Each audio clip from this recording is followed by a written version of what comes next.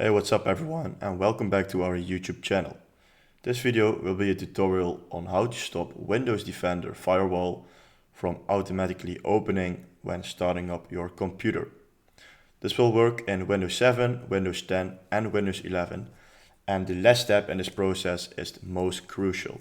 So make sure to keep watching till the end of this video so you will not miss out on any of these steps. Now let's get started.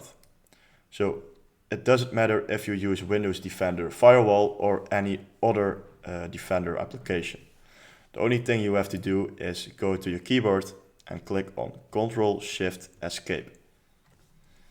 This will automatically open up your Task Manager menu, where we have all kinds of features to choose from. Just click on the Startup button, and this includes a list of all the softwares that will automatically start upon opening of your computer.